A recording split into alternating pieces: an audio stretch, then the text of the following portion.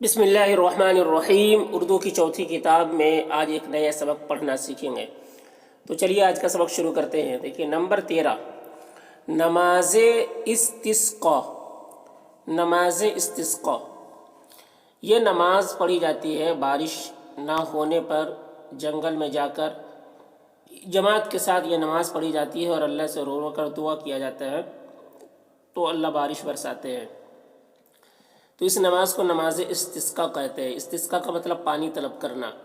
نماز استسقاء اسی سال مدینے میں مینا نہ برسنے کی وجہ سے قحط پڑ گیا۔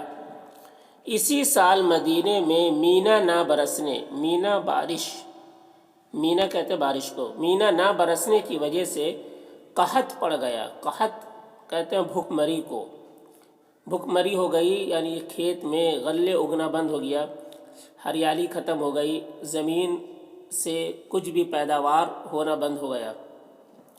اسی سال مدینے میں مینا نہ برسنے کی وجہ سے قحط پڑ گیا اور لوگ بہت تنگ ہوئے۔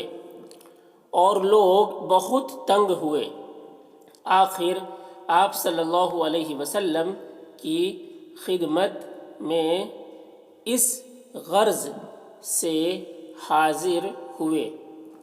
آخر آپ صلی اللہ علیہ وسلم کی خدمت میں اس غرض سے حاضر ہوئے کہ آپ صلی اللہ علیہ وسلم مینا کے لیے دعا کریں، کہ آپ صلی اللہ علیہ وسلم مینا کے لیے دعا کریں۔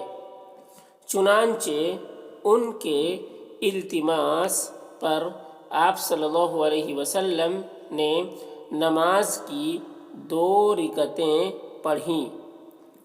چنانچہ ان کے التماس یعنی درخواست پر آپ صلی اللہ علیہ وسلم نے نماز کی 2 رکعتیں پڑھیں اور پھر دعا مانگی۔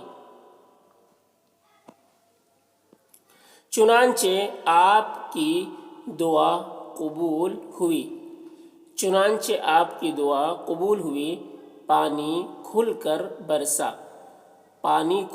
برسا اور قحط رفع ہو گیا۔ رفع مطلب دور ہو گیا۔